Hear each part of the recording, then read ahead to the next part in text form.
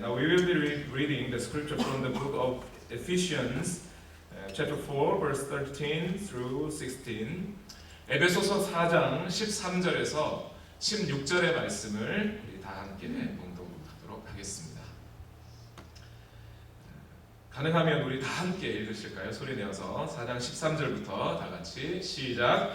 우리가 다 하나님의 아들을 믿는 것과 아는 일에 하나가 되어 온전한 사람을 이루어 그리스도의 장성한 분량이 충만한 데까지 이르리니 이는 우리가 이제부터 어린 아이가 되지 아니하여 사람의 속임수와 간사한 유혹에 빠져 온갖 교훈의 풍조에 밀려 요동하지 않게 하려 함이라. 오직 사랑 안에서 참된 것을 하여 범사에 그에게까지 자랄지라. 그는 어린이 곧 그리스도라. 그에게서 온 몸이 각 마디를 통하여 도움을 받음으로 연결되고 결합되어 각 지체의 분량대로 역사하여 그 몸을 자라게 하며 사랑 안에서 스스로 세우느니라. 아멘. 자리에 앉겠습니다.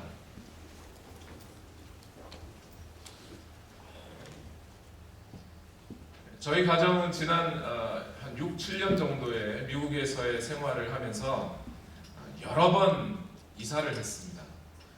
이사할 때마다 저희 가정은 꼭 무슨 통과 의례를 거치듯이 치르는 일이 있었습니다. 그것이 뭐냐면 우리 아이들을 가장 잘 보이는 벽 기둥에 세워놓고 키를 재는 겁니다. 이사 들어가는 날, 가능하면 최대한 이사 들어가는 날 가장 가까운 최대한 빠른 시일 안에 아이들을 벽에다 딱 세우고 키를 잽니다. 조금이라도 아이들은 키를 조금이라도 키워보려고 발 뒤꿈치를 살짝 드는데 눌러서 이렇게 키를 딱 재어놓습니다. 이사 들어갈 때 잘 표시를 해두면 1년 후에나 아니면 2년 후에 아이들이 얼마나 컸는지 제대로 알아볼 수가 있습니다. 아이들은 또 자기의 키가 얼마나 컸는지 볼 수 있어서 참 재밌어 하고요. 어떤 때는 제가 키 재보자 하기 전에 먼저 아이들이 와서 아빠 나 키 좀 재주세요, 키 좀 재주세요 할 때가 있어요. 그러면 아이들은 몇 달 전보다 얼마나 컸는지 확인할 수 있어서 참 좋습니다. 이렇게 키를 재면 더 좋은 일이 하나가 더 생겼는데 그게 뭐냐면 우리 현성이가 둘째 딸아이가 밥을 잘 먹게 됐습니다. 그게 무슨 얘기냐면 오빠는 지난 1년 사이에 5cm가 컸는데 자기는 2cm밖에 안 컸어요. 그럼 제가 그런 얘기 해줍니다. 네가 밥을 안 먹어서 그래.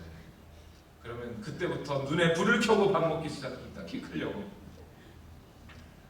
특히 이번에 이사 들어간 집에는 현성이가 이사 들어가면서부터 더 밥을 잘 먹게 됐어요. 그건 뭐냐면 오빠는 이사 들어가는 날 키를 재고 얼마 전에 키를 쟀는데 2달 만에 자기가 2cm가 큰 거예요. 그래서 밥을 잘 먹어서 그랬다고 그랬더니 이야 신나면서 또 밥을 잘 먹습니다.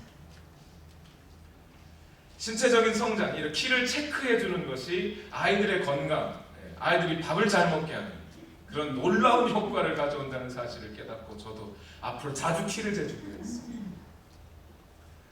여러분 2013년도에 오늘 마지막 주일입니다. 해마다 이맘때는 지난 한 해를 정리하고 또 새로운 한 해를 계획하고 또 결심하는 시간들로 보내게 됩니다. 이제 2013년 마지막 주일을 맞는 우리에게 우리가 얼마나 성숙했는지를 한번 체크해봐야 할 때인 것 같습니다. 여러분은 얼마나 성숙하셨습니까? 지난 한 해 동안 2013년 동안 여러분들의 영적인 키는 얼마나 크셨습니까? 한번 재보셨습니까? 1살 된 아기는 배가 고프면 응애 하면서 웁니다. 엄마가 왜 그래? 아기 왜 그래 하고 물어봐도 애기는 대답을 안 하죠. 그냥 계속 울기만 합니다. 그럼 엄마는 알아서 밥을 먹여줘요. 그런데 이 아이가 15살이 되면 어떻게 하죠? 남자아이 같으면 굵직한 목소리로 15살쯤 되면 엄마 밥 줘 그러죠. 그런데 그 아이가 30살이 됐다고 한번 생각해 보세요. 30살이 됐는데 여전히 엄마 앞에 와서 엄마 밥 줘 이러면 이상하지 않겠어요 여러분? 아니면 한 40살쯤 됐는데도 엄마 밥 줘 이상하지 않겠어요? 예, 요즘 청각들은 그런 것 같아요. 요즘 청년들은 대학교 졸업하고 나서 직장을 구하고 나서도 엄마한테 가서 엄마 밥 줘 그러는 것 같아요. 근데 저 같은 경우는 옛날에 30살 때 엄마 밥 줘 그러면 저희 어머니는 저를 버림받은 아들 취급을 하실 때가 있어요. 성숙하지 못하면 버림받는 거예요. 성경에도 보면 성숙하지 못한 그리스도인들이 버림받을 수 있다는 사실을 이야기해 줍니다. 고린도후서 13장 5절에는 너희는 믿음 안에 있는가 너희 자신을 시험하고, 제자 훈련하고 있는 분들이 이거 외우고 계시죠? 너희 자신을 확증하라. 예수 그리스도께서 너희 안에 계신 줄을 너희가 스스로 알지 못하느냐. 그렇지 않으면 너희는 버림받은 자니라. 이런 말씀을 합니다. 우리는 항상 우리가 믿음 안에 있는지 예수 그리스도 안에 있는지 시험하고 확인해 봐야 합니다. 우리에게 영적인 성숙이 있는지 없는지를 확인해 봐야 돼요. 성숙하지 않으면 버림받게 됩니다. 아이들의 키는 벽에다 표시해 두면 눈에 보이니까 확인할 수 있습니다. 또 우리의 정신적인 성숙도 대화를 해보면 확인할 수가 있어요. 대화해보면 저 사람은 아직도 애구나. 덩치는 큰데 우리 애는 아직 철이 안 들었구나. 대화를 해보면 알 수 있어요. 그런데 여러분의 영적인 성숙은 어떻게 확인합니까? 어떻게 체크하시겠습니까? 우리가 믿음 안에 있는지, 우리가 예수 그리스도 안에 예수 그리스도가 우리 안에 있는지를 우리는 어떻게 체크할 수 있습니까? 그것은 바로 우리가 예수 그리스도와의 관계 속에서 체크하는 거예요. 고린도후서 13장 5절에는 이렇게 말씀합니다. 예수 그리스도께서 너희 안에 계신 줄을 너희가 스스로 알지 못하느냐. 너희는 스스로 예수 그리스도가 너희 안에 있는지 알 수 있어야 한다는 말씀이겠죠. 동시에 요한복음 15장 4절에는 이렇게 말합니다. 내 안에 거하라. 나도 너희 안에 거하리라. 가지가 포도나무에 붙어있지 아니하면 스스로 열매를 맺을 수 없음 같이 너희도 내 안에 있지 아니하면 그러하리라. 우리의 영적인 성숙은 예수 그리스도와의 관계 속에서 체크할 수 있어요. 저는 여러분 이 시간에 이 말씀을 조금 더 여러분한테 구체적으로 좀 설명을 드리고 싶은데요. 여러분 오늘 여러분께서 교회에 출석하고 신앙생활을 하고 오늘 이 시간 여기 여러분이 앉으셔서 저같이 부족한 목사의 설교를 듣고 계신 이유가 뭡니까, 여러분? 여러분 오늘 여기 왜 오셨어요? 좀 교양 있는 말씀을 듣고 그래서 윤리적으로 훌륭한 말씀을 들어서 내가 좀 더 윤리적으로 훌륭한 사람이 되어보고 싶은 생각을 갖고 오셨습니까? 미국의 대통령 한 사람은 그랬다고 하더군요. 자기 출석하는 목사님의 설교를 듣고 그 설교를 자기 대통령 연설에 사용해서 아주 훌륭한 대통령 연설을 했다는 사람도 있습니다. 미국이 여러분을 위해서 무엇인가 해줄까를 기대하지 마시고 여러분이 미국을 위해 무엇인가를 할지 생각해보십시오. 그런 연설이 있었죠. 여러분 설교를 들으시면 또 교회에 나와서 신앙생활을 하시면 윤리적으로 좀 내가 교양 있고 성숙할 수 있습니다. 그런데 여러분 우리가 조금 더 교양 있고 조금 더 윤리적으로 성숙한다 그래서 그것이 하나님 보시기에 큰 차이가 있을지 잘 모르겠습니다. 여러분 혹시 여러분이 교회에 나오셔서 여러분들의 삶에 좀 도움이 되시기를 원하십니까? 좀 물질적으로 여러분 복 받으시기를 원하십니까? 여러분 비즈니스에 좀 도움이 되기를 원하십니까? 어떻게 하면 내가 하는 일에 도움받을 만한 일이 없는가 하여 예배에 나오셨습니까? 저는 여러분들이 경제적으로 좀 풍성해지시기를 원합니다. 물질적인 풍요로움을 얻기를 저는 원합니다. 그러나 기독교는 근본적으로 여러분들이 이 세상에서 잘 살고 잘 먹고 사는 일에 대해서는 크게 관심이 없을 수도 있습니다. 여러분이 만약 부자 되고 성공하면 예수님 안 믿어도 되는 겁니까? 그러면 여러분이 오늘 교회에 나와서 예배를 드리는 가장 주된 이유는 뭐냐면 그건 예수님 때문입니다. 저 때문도 아니고 교회에 경제적인 헌금을 해서 경제적으로 도움 주려고 한도 아니고 내가 나와서 목사의 기분을 좋게 해주기 위해서도 아니고 기독교는 근본적으로 한 인격체이신 예수님과의 관계에 관한 겁니다. 신약 성경을 한번 보세요. 신약 성경은 어떤 말씀으로 시작합니까? 마태복음 1장 1절에 아브라함과 다윗의 자손 예수 그리스도의 세계라, 이렇게 시작합니다. 그리고 마지막 구절은 어떻게 시작합니까? 마지막 구절 요한계시록의 22장 21절. 우리는 흔히 요한계시록의 마지막 구절이 아멘 주 예수여 오시옵소서인 줄 알죠. 그건 바로 20절이고요. 22장 20절이고요. 21절에는 주 예수의 은혜가 모든 자에게 있을지어다. 신약 성경은 처음부터 예수님에 대해서 이야기하고 끝까지 예수님에 대해서 이야기합니다. 교회에 나왔어요. 뭔가 새로운 생활 방식을 알고 싶고, 뭔가 교양이 있어지고 싶고, 뭔가 내가 봉사활동을 할 수 있는 뭔가 훌륭한 사람이 될 것 같아요. 그래서 그 말씀을 들으면 될 것 같아요. 그런데 신약 성경은 그것과 관계없이 시작부터 다짜고짜 불쑥 예수님 얘기를 해요. 처음부터 끝까지 예수님에 관한.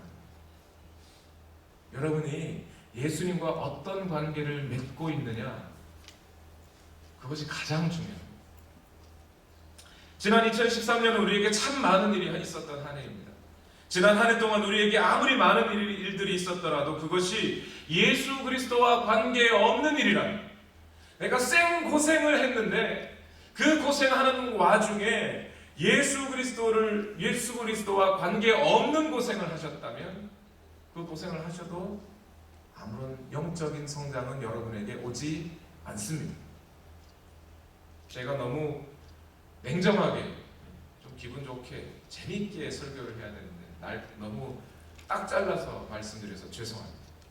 성경도 딱 잘라서, 다른 거 다 딱 자르고 시작부터 끝까지 예수님 얘기만 합니다. 그래서 여러분, 2013년을 정리하면서 우리가 체크해봐야 하는 영적인 성숙, 우리가 얼마나 키가 자랐는지, 우리가 얼마나 영적으로 성숙하게 되었는지를 체크해 보려면, 여러분, 내가 어떤 신체적인 키는 벽에다 키를 재봐야 알지만 우리의 영적인 성숙은 내가 예수 그리스도와 어떤 관계를 맺었느냐를 가지고 알 수 있는 겁니다. 내가 예수 그리스도와 더 가까이 갔는지, 예수 그리스도와 더 깊이 친밀한 교제 속에 들어왔는지를 확인해 보셔야 돼요. 그래서 첫 번째, 세 가지 기준, 여러분의 영적인 성숙을 위해 체크할 수 있는 세 가지 기준을 여러분 본문의 말씀을 통해 여러분께 말씀을 드리려고 합니다. 첫 번째는 내가 예수 그리스도를 더 많이 알게 되었는가. 나의 영적인 키를 재볼 수 있는 첫 번째 기준은 내가 예수 그리스도를 더 많이 알게 되었는가 하는 것이 첫 번째 기준. 먼저 오늘 본문 에베소서 4장 13절을 다 같이 한번 읽어보겠습니다. 에베소서 4장 13절 말씀에 이렇게 고백합니다. 다 같이 읽어보겠습니다. 시작. 우리가 다 하나님의 아들을 믿는 것과 아는 일에 하나가 되어 온전한 사람을 이루어 그리스도의 장성한 분량이 충만한 데까지 이르리니. 그리스도의 장성한 분량이 충만한 데까지 우리가 성장하기 위해서, 영적인 성숙을 가져오기 위해서는 어떻게 해야 된다고요? 하나님의 아들 예수 그리스도를 알아야 된다. 예수 그리스도를 알아야 된다. 아니, 우리가 그리스도인인데, 내가 교회에 30년 40년 다녔는데, 내가 모태 신앙인데 예수 그리스도를 모를 수 있습니까? 예, 모를 수 있습니다. 정신 바짝 차리셔야 됩니다. 모를 수 있습니다. 하나님이 선택한 이스라엘 백성이라도 이스라엘 백성이 하나님을 모를 수 있어요. 호세아서 4장 1절과 2절에 보면 하나님께서 이스라엘 백성을 향하여 탄식하시는 목소리가 있어요. 이렇게 말씀합니다. 이스라엘 자손들아, 여호와의 말씀을 들으라. 여호와께서 이 땅 주민과 논쟁하시나니 이 땅에는 진실도 없고 인애도 없고 하나님을 아는 지식도 없고 오직 저주와 속임과 살인과 도둑질과 간음뿐이요 포악하여 피가 피를 뒤이음이라. 이스라엘 땅에 하나님이 선택한 민족 이스라엘이라도 하나님을 아는 지식이 없을 수 있다는 거예요.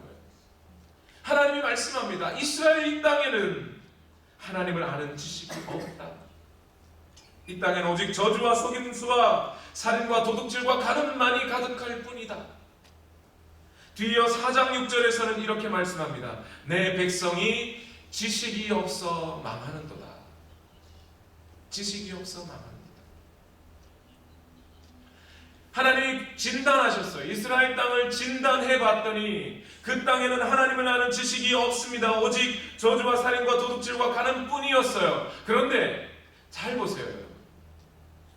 저주 때문에 이스라엘 백성이 망합니까? 살인 때문에 망하나요? 간음 때문에 망하나요? 아니요. 그런 것은 있을 수 있습니다. 그 땅에 살인과 저주와 도둑질과 간음이 관영할 수 있어요. 그런데 그 땅에 뭐가 없으면, 하나님을 아는 지식이 없으면 망하는 거예요. 아무리 죄악 속에 있을지라도, 아무리 죽음 가운데 있을지라도 하나님을 아는 빛이 우리 가운데 있기만 한다면, 우리가 하나님을 알기만 한다면, 바로 그 하나님을 아는 빛을 인하여서, 하나님을 아는 지식을 인하여서 우리는 살아날 수 있어요. 여러분, 2013년도에 여러분에게 주어진 삶이, 인생이 어떤 것이었어요? 아무리 힘든 것이었더라도, 아무리 죄악 가운데 있었을지라도, 아무리 저주 같은 두려움 가운데 있었을지라도 여러분 가운데 예수 그리스도를 아는 그 지식 한 가지만 있다면 여러분은 회복될 수 있습니다. 살아날 수 있어요. 영적인 성장을 가져올 수 있습니다. 여러분은 지난 한 해 동안 그 예수 그리스도를 알기 위하여 얼마나 애쓰셨습니까? 예수 그리스도를 알기 위하여 여러분은 얼마나 자주 말씀에 귀를 기울이고 말씀을 듣고 말씀을 읽으려고 하셨습니까? 로마서 10장 17절에는 이렇게 말씀합니다. 믿음은 들음에서 나며, 믿음의 성장은, 우리의 영적인 신앙의 성장은 들음에서 나는 거예요. 그 들음은 그리스도의 말씀으로 말미암아, 예수 그리스도의 말씀을 들음으로 예수 그리스도를 좀 더 알아가고, 그렇게 예수 그리스도를 알므로 말미암아 우리는 더 영적으로 성숙할 수 있습니다. 오늘 본문에 믿는 것과 아는 것의 하나가 되라고 하셨는데, 제가 먼저 믿어야 합니다 말하지 않고 알아야 합니다라고 이야기하는 이유가 바로 이것 때문입니다. 우리 안에 예수 그리스도의 말씀의 씨가 떨어지면 그 말씀이 우리 안에 열매를 맺기 시작하는 겁니다. 예수 그리스도의 말씀을 통해 우리는 예수 그리스도를 알고 예수 그리스도를 더 잘 믿게 됩니다. 더 영적으로 성숙하게 됩니다. 베드로전서 2장 2절에 갓난 아기들 같이 순전하고 신령한 젖을 사모하라. 이는 그로 말미암아 너희로 구원에 이르도록 자라게 하려 함이라. 여러분, 금년 한 해 하나님의 말씀과 가까워지셨습니까? 어떤 성경신학자는 이렇게 말합니다. 성경과의 거리가 예수 그리스도와의 거리를 결정한다. 하나님의 말씀을 가까이 가면 가까이 할수록 예수 그리스도와 더 가까워진다는 거예요. 하나님의 말씀을 더 많이 알면 알아갈수록 예수 그리스도를 더 많이 알아가게 됩니다. 금년 한 해는 하나님의 말씀과 가까워지는 한 해였습니까? 말씀을 읽고 묵상하고 큐티하고 연구하셨습니까? 그래서 예수 그리스도를 더 많이 아셨습니까? 예수 그리스도와 더 가까워지셨습니까? 2014년 한 해 동안 여러분이 예수 그리스도를 더 잘 알게 되셨다면 여러분은 성숙하고 있다고 판단하셔도 됩니다. 두 번째로, 여러분이 2013년도에 영적인 성숙을 가져오기 위해서 예수 그리스도의 말씀을 더 많이 실천하셨습니까? 여러분의 영적인 성숙을 가져오는 체크해보는 두 번째 기준은 여러분이 예수님의 말씀을 실천했느냐 하는 겁니다. 에베소서 4장 15절을 다 같이 한번 읽어보겠습니다. 에베소서 4장 15절 시작. 오직 사랑 안에서 참된 것을 하여 범사에 그에게까지 자랄지라. 그는 머리니 곧 그리스도라. 오직 사랑 안에서 참된 것을 하여, 어떤 성경 번역에는 이것을 speaking the truth in love 라고 말합니다. 또 어떤 성경 구절에는 doing the truth, 진리를 실천하여서, 하나님 예수 그리스도의 말씀을 실천함으로 성장하였느냐를 묻는 겁니다. 말씀을 듣고 아는 것만으로는 변화가 오지 않습니다. 진리이신 예수 그리스도의 말씀을 실천할 때 변화가 찾아옵니다. 실천할 의도가 없이 듣기만 한다면 그것은 자기 자신을 속이는 일이 되고 맙니다. 주님의 말씀을 많이 안다고 자랑하면서 실천하지 않으면 그것이야말로 하나님의 말씀을 가볍게 경홀히 여기는 것이 됩니다. 야고보서 1장 22절에는 이렇게 말씀합니다. 너희는 말씀을 행하는 자가 되고 듣기만 하여 자신을 속이는 자가 되지 말라. 말씀을 듣기만 하고 실천하지 않는 것은 자기 자신을 기만하는 일이라는 거예요. 말씀을 듣기는 열심히 들으면서도 회개하여 고치지 않는 사람은 무엇과 같은 사람이에요? 거울을 보면서도 얼굴에 묻은 잡티를 제거하지 않는 사람과 똑같습니다. 최근에는 로봇 기술이 많이 발달해서 로봇도 거울을 보고 자기 얼굴을 인식한다고 합니다. 그러나 아직도 현대의 기술로도 해결하지 못한 것이 있는데 그것은 뭐냐면 로봇은 자기 얼굴을 인식하기는 하는데 얼굴에 묻은 것을 떼어내지는 못하는 거예요. 만약 여러분들이 말씀을 듣고도 고치거나 실천하지 않으셨다면 아마 여러분들은 로봇 수준의 사람이 됩니다. 요한계시록 1장 3절 말씀에 이 예언의 말씀을 읽는 자와 듣는 자와 그 가운데에 기록한 것을 지키는 자는 복이 있나니 때가 가까움이라. 예수 그리스도의 다시 오심이 가까운 때, 예수님의 재림이 그 가까운 때조차라도 이 말씀을 듣고 읽고 지켜 행하는 자가 복이 있다고 말씀합니다. 지금 은혜 받을 만한 때 예수 그리스도의 예배의 자리에 나오기는 하였으나 말씀을 듣지도 않고 순종하지도 않는다면 여러분들에게 영적인 성숙은 찾아오지 않습니다. 30년 동안 예배를 드린다고 해도 40년 동안 성경 공부를 한다고 해도 그 말씀을 듣고 실천할 생각이 없다면 우리는 30살 먹어도 엄마 밥 달라고 떼쓰는 어린아이와 다를 바가 없어집니다. 기독교 역사에서 위대한 기도의 유산을 남긴 조지 뮬러라는 분이 있습니다. 그분의 책 제목 중에 5만 번 기도에 응답받은 것에 대한 이야기를 하는 제목도 있었습니다. 조지 뮬러의 기도의 비밀이 뭘까요? 5만 번씩이나 기도의 응답을 받았던 조지 뮬러의 기도의 비밀은 바로 약속의 말씀을 붙잡고 기도했다는 거예요. 시편 65편, 68편 5절에 보면 그의 거룩한 처소에 계신 하나님은 고아의 아버지시며 이런 구절이 나와요. 조지 뮬러는 바로 이 구절, 그냥 한 구절, 고아의 아버지시다. 내가 믿는 하나님은 고아의 아버지시다. 그래서 이 말씀을 듣고 그냥 단순하게 그래 나도 고아들을 사랑해야지 그랬다는 거예요. 바로 그냥 단순하게 실천해버렸습니다. 여기에 대해서 이 고아의 아버지라는 뜻이 뭐냐, 영적으로 어떻게 해석되느냐, 이것이 사회적으로 무슨 영향력을 미치느냐 이런 것에는 관심 없습니다. 그냥 하나님이 고아들을 사랑하셨다니 나도 고아들을 사랑해야지. 조지 뮬러가 고아들을 위해 살기로 작정한 그날 조지 뮬러에게는 단돈 1파운드도 없었습니다. 그러나 단순히 말씀을 실천하기 시작한 그는 나중에 5개의 고아원 건물을 세웠고 2,000명의 고아들을 길러냈습니다. 그래서 진짜 고아들의 아버지로 성숙해버렸습니다. 여러분 지난 한 해 동안 여러분은 얼마나 즉각적으로 아주 단순하게 말씀을 실천해 보셨습니까? 우리가 열심히 기도의 삶을 살아야 하는 이유는 여러분들이 말씀을 듣고 그 말씀을 여러분의 삶에 실천하려면 우리는 여전히 죄의 본성이 있어서 그 말씀을 실천하는데 마음속에 반감이 생깁니다. 이 말씀을 과연 실천해야 되느냐? 이 말씀이 과연 이런 뜻이냐? 그 말씀에 반대하고 싶은 이유들이 12가지, 수백 가지가 우리 마음에서 올라오게 돼 있어요. 그 마음을 누르고 단순하게 예수님의 말씀을 실천하고 싶은 마음, 사랑하라고 하면 그냥 사랑하게 되는, 말씀에 순종하라 하면 그냥 아무 생각 없이 말씀에 순종하게 되기를 원하여서 하나님 내가 그 말씀에 따라 순종하기 원합니다. 그렇게 기도의 삶을 살아야 하는 겁니다. 바로 그때 여러분에게는 영적인 성숙이 찾아옵니다.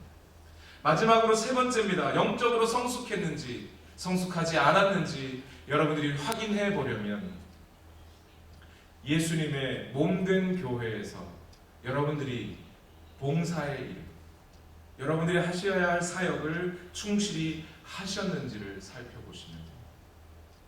예수님의 몸된 교회에서 여러분들이 봉사의 일을 할 때마다, 여러분의 사역의 책임을 감당할 때마다 여러분은 온전히 영적인 성숙을 맛보게 됩니다. 에베소서 4장 16절을 다 같이 한번 읽어보겠습니다. 에베소서 4장 16절입니다. 시작! 그에게서 온 몸이 각 마디를 통하여 도움을 받음으로 연결되고 결합되어 각 지체의 분량대로 역사하여 그 몸을 자라게 하며 사랑 안에서 스스로 세우느니라. 이 구절이 좀 길고 헷갈립니다. 무슨 얘기인지 잘 귀에 쑥 들어오지는 않아요. 그걸 빨리 읽으면 이렇게 됩니다. 제가 강조해서 읽어보겠습니다. 온 몸이 각 마디를 통하여 도움을 받으며 연결되고 결합되고 각 지체의 분량대로 역사하여 그 몸을 자라게 한다. 뭐가요? 온 몸을 자라게 합니다. 예, 하나님이 우리를 자라게 하셔요. 예수 그리스도께서 우리를 자라게 하십니다. 그런데 우리 각 지체들은 예수 그리스도 안에서 연결되어 있어요. 결합되어 있어요. 예수 그리스도의 한 성도로 결합되어 있습니다. 옛날 성경 구절에, 옛날 한글 개역 한글판에는 이게 상합되어 있다. 서로 상자를 써서 서로 연결되어 있다라고 되어 있습니다. 그러니 예수 그리스도의 공급하시는 은혜는 갑자기 직통으로 우리 가운데 예수님의 직통 계시를 받아서 우리가 은혜를 받는 게 아니라 그 성장은 여러분이 서로를 세우게 되어 있다는 거예요. 몸이 몸을 세우는 거예요. 우리의 각 지체가 각 지체를 세우게 되어 있습니다. 여러분들의 몸을 한번 생각해 보세요. 여러분들의 신체 기관들을 한번 생각해 보세요. 그 신체 기관들은 각자가 자기 자신을 위해서 일하지 않습니다. 모든 것이 다 다른 지체를 위해 일하고 있어요. 우리 손은 밥을 퍼서 자기 손에다 줍니까? 아니요. 손에는 밥을 퍼서 입으로 넣어줍니다. 입은 그걸 열심히 씹어서 입 안에만 갖고 있습니까? 그렇지 않죠. 입은 그것을 다른 기관으로 넘겨줍니다. 우리 소화기관은 위 역시 위도 그 안에 있는 입으로부터 받은 음식물을 갖고만 있지 않습니다. 그걸 다시 장으로 보내서 다 소화시켜줍니다. 위장은 그 영양분들을 피에다가 옮겨줍니다. 그러면 그 피는 다시 각각의 지체들에게 그 영양분을 옮겨주게 되어 있습니다. 그 영양분을 받은 발은 내가 최고요 하면서 그 영양분이 발만 그 영향을 갖고 있으면 발만 있다시만해집니다. 그런데 그 발은 열심히 운동하여 다른 지체들을 세워줍니다. 눈은 앞을 보지만 그것으로 인해서 다른 지체들이 다치지 않게 해줍니다. 심지어 여기 붙어있는 눈썹까지도. 눈썹은 누구를 위해 일해줍니까? 눈을 위해 일해줍니다. 빗물이 땅에 눈에 들어가지 말라고 자기가 빗물을 다 받아줍니다. 이게 각 지체들이 하는 일. 각 지체가 자기 자신을 위해서 일하면, 자기 자신만 위해서 배불리면 결코 자기 자신도 살아남을 수가 없어요. 서로 연결되어 있기 때문에 각 지체는 다른 지체를 위해서 살아줘요. 봉사의 일을 해줘야 됩니다. 그래야 자기도 살 수 있어요. 바로 이 같은 말씀은 이 같은 말씀으로 바울은 고린도전서에서 다음과 같이 말합니다. 여러분, 바울이 하는 말씀이라고 듣고 잘 들어주십시오. 고린도전서 12장 19절에서 25절을 제가 한번 읽어보겠습니다. 만일 다 한 지체뿐이면 몸은 어디냐?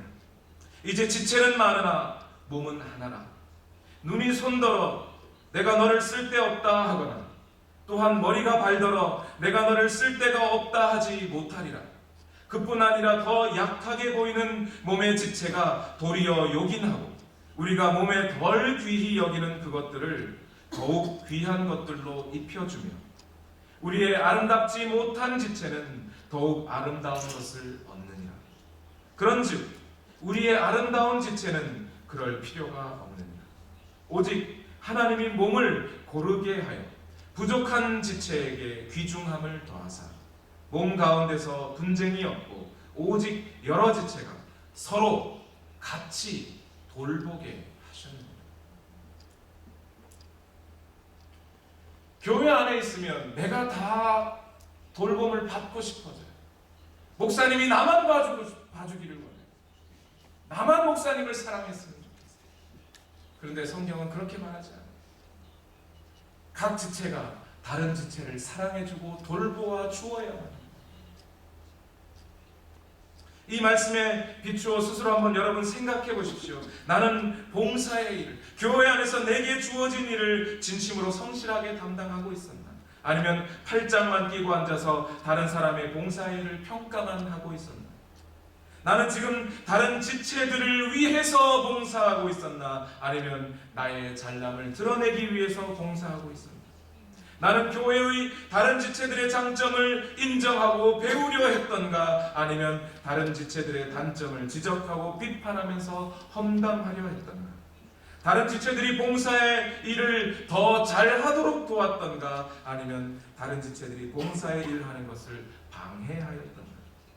만일 전자였다면 나는 성숙하고 있었으나, 만일 후자였다면 나는 아직 미성숙한 사람이 되는 겁니다. 나보다 다른 사람을 낮게 여기면 성숙한 사람이지만, 나보다 다른 사람을 낮게 여기면 미성숙한 사람이 됩니다. 에베소서 4장 12절에는 이는 성도를 온전하게 하여 봉사의 일을 하게 하며 라고 합니다. 온전해진 성도가 봉사의 일을 하는 겁니다. 봉사의 일을 하는 성도가 성숙한 그리스도인이 되는 겁니다. 여러분은 지난 한 해 성숙하셨습니까? 다른 믿음의 사람들을 위해 진심으로 봉사하셨습니까? 그 봉사하는 것이 다른 믿음의 사람들에게 영적인 성숙을 가져다 주고, 또한 다른 사람들의 봉사의 직무가 나의 영적인 성숙을 가져다 주게 되어 있습니다. 그리스도인의 영적인 성숙, 이것은 다른 뭔가 거룩한 느낌을 주는 그런 삶이 아닙니다. 오히려 영적인 전쟁에서 견고히 요동하지 않는 것을 말합니다. 여러분, 오늘 본문 에베소서 4장 14절 말씀을 보겠습니다. 4장 14절을 마지막으로 다 같이 한번 읽어보겠습니다. 시작. 이는 우리가 이제부터 어린 아이가 되지 아니하여 사람의 속임수와 간사한 유혹에 빠져 온갖 교훈의 풍조에 밀려 요동하지 않게 하려 합니다. 영적인 성숙은 바로 여기까지 나아가게 되어 있습니다. 어린 아이들은 세상 풍조에 유혹에 빠져 온갖 교훈에 밀려 이리저리 좌충우돌하지만, 우리 성숙한 그리스도인들은 요동하지 않습니다. 한 미군 육군 장교가 이렇게 말했습니다. 자기 자신이 오클라호마에 있는 포트 시일에 있는 포병부대에서 기초 군사 교육을 할 때였다고 합니다. 자신이 1958년에서 1960년까지 가르칠 때는 훈련병들이 너무나 게으르고 정신이 해이해 있어서 기초 수업 시간에 훈련병들을 깨우기 바빴다고 합니다. 그런데 1965년에서 67년 사이에는 전혀 반대로 훈련병들이 너무나 열심히 기초 군사 수업을 받았답니다. 정신이 초롱초롱하고 모든 내용을 다 노트에 적어버릴 정도로 열정적이었답니다. 그 이유는 이 기간에 훈련받은 훈련병들은 앞으로 6주 후에는 베트남에 있는 적들과 싸워야 한다는 사실을 알았기 때문입니다. 오늘날 많은 그리스도인들이 말씀을 읽지도 않고 예배 시간에 설교를 듣지도 않고 그 말씀을 삶에 적용하지도 않으며 봉사의 일을 하지 않으려고 합니다. 왜 그렇겠습니까? 그 이유는 이들은 한 번도 영적인 싸움을 싸워본 적이 없기 때문입니다. 한 번도 믿지 않는 사람들에게 전도해보려 하지 않았기 때문입니다. 생명을 구해보려고 하지도 않았습니다. 내면적으로 예수 그리스도를 닮아가려는 노력도 하지 않았습니다. 여러분, 오늘 영적인 성숙 없이는 내일 영적인 승리는 없습니다. 우리 다 같이 한번 눈을 감아 보겠습니다.